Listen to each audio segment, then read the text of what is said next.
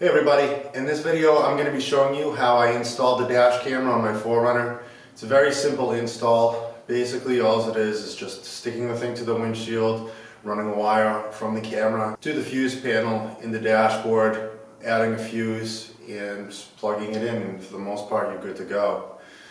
I would rate this probably about a 3 out of 10 on the difficulty scale. You don't really need to know any technical skills. It's just most of the stuff is all plug and play. So let's take a look at what we're going to use for the install. Here's the first thing that we're going to look at. This is the actual camera. It looks pretty simple to me. You just plug it right to the dashboard, and there goes that. And this is the lens, and it records when you're driving. It records when the car turns on. It shuts down when the car turns off, and it's supposed to turn on when you have motion in the car suddenly. Say like if somebody hits you in a parking lot, the camera's supposed to turn on. So I'm not sure how good that works, but it's got pretty good reviews. That's one of the reasons why I chose it. Another reason is because it's a low profile. It mounts to the dash, and it's not easy to see if you're looking into the car. So there's the camera. It's got a little screen here too. I'm not sure how good that is. It is 1080p, so it's high definition, and it gets good reviews as to the movie quality. So I went with this one.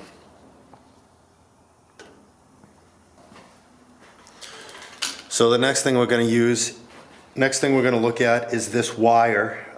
What this is this plugs into the camera via this mini USB, and then you run this inside of the car, preferably hidden, to the fuse panel, where you add a fuse in, and then this plugs to the ground, and this goes into the panel.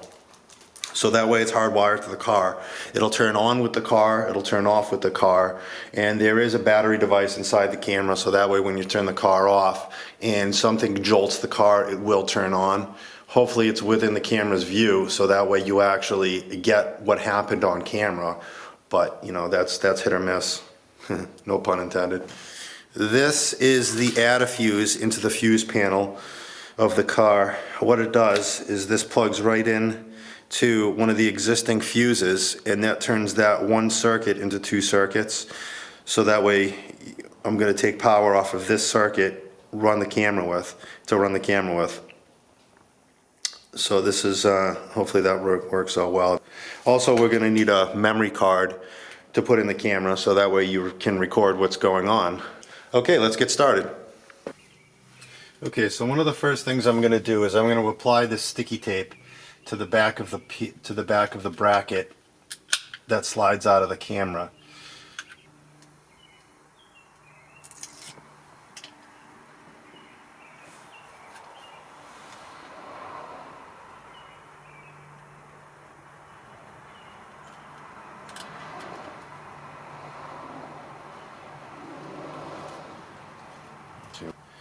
And then I'm going to locate where I want the camera on the dash. This is a low profile camera, so I'm going to get it as high to the ceiling in the car as I can. But keep in mind though, this does actually have to slide down too. Here the bracket slides down, but the camera slides up, so you're going to actually be sliding this towards the ceiling of the car. So you don't want to squeeze it, so that way you can't take the camera off. So it looks like we're going to have to stay down. It looks like that moves a maximum of a ½ an inch, so it looks like we're going to have to stay down about a ½ inch from the ceiling on the windshield. So I'm going to go ahead and locate this. I'm going to stick it on, and then after that, that's going to determine where I'm going to run the wires. I can fit it right behind the mirror, and for the most part it is very hidden.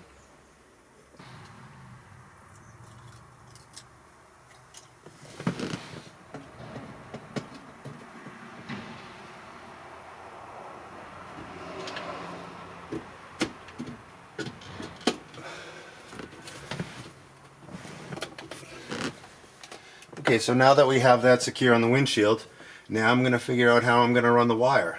Should be easy enough to run the wire right along the ceiling here, and then down this side support, right down to the fuse panel, which is right here. So let's start doing that.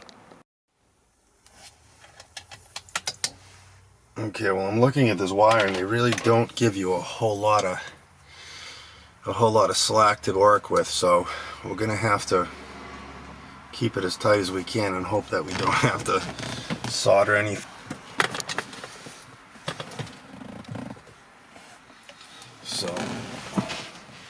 So it's gonna get plugged in here, and then I'm gonna run the wire right up inside here.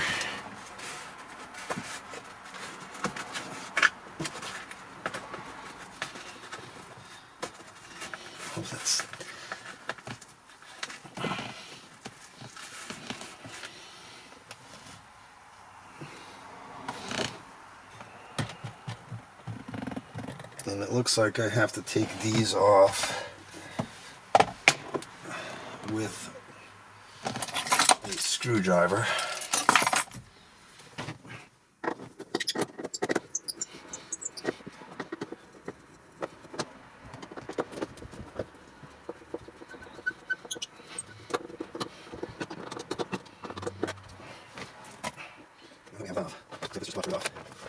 Looks like this right here is the airbag. Okay, so now we're going to continue running this wire.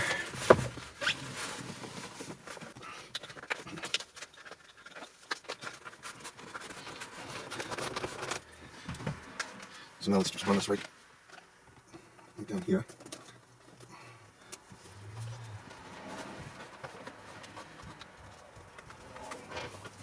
Okay, now we're there. Looks like we're going to have plenty of room on this wire, so let me take you outside and show you how we're going to continue running this wire. You can see how the wire continued down from the side here. Now I'm going to tuck it inside. I'm going to try to tuck it right through in here. That fits just perfect right in there.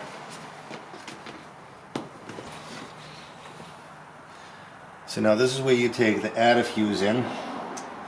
And now I have to find out which fuse is responsible for controlling the rear windshield wiper. Then I'm going to plug this into that and then add two 10 amp fuses to that, and that's how we're going to power our dash cam. Okay, so what I did was I connected the wire here that came from the camera. I connected that to the adder fuse, and this is going to plug into the fuse panel. And I'm going to plug it into the fuse panel in the spot that corresponding to the rear window in the rear windshield wiper, rear window wiper. On my 4Runner, that's going to be spot ECU 1G. So on your car, you're going to have to do a little research, find out which fuse that you can use the adder fuse on, and go from there. I forgot to mention what this wire does. Since I'm hardwiring this into the system, I'm going to need this specific wire, and what this does is this steps down the 12 volts that the car system uses. It steps it down to 5 volts, so that way it's not gonna it's a voltage that your car camera can use. It's not going to damage your car camera in any way. So if you were going to use the wire that came with the camera that plugs into the cigarette lighter, you won't need to use this. It has that 12 to 5 volt step down already built in. So that's just why I'm using this. Okay, so let's plug this in, let's find the ground, and then we'll pick up from there. Okay, so you can see how I added the fuse in there, and luckily I found a ground right near the fuse panel. You can see right here how I connected the wire. It's a little dim, but I think you could probably get a good idea as to what I did.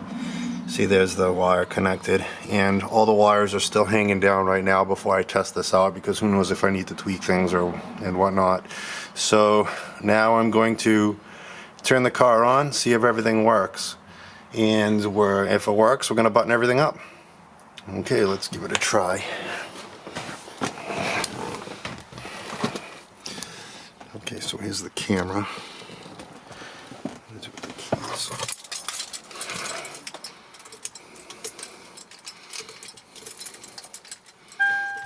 Yeah. Okay. Let's see. Oh. We have power. That is good. So it seems to be working. Let's see if the back windshield works.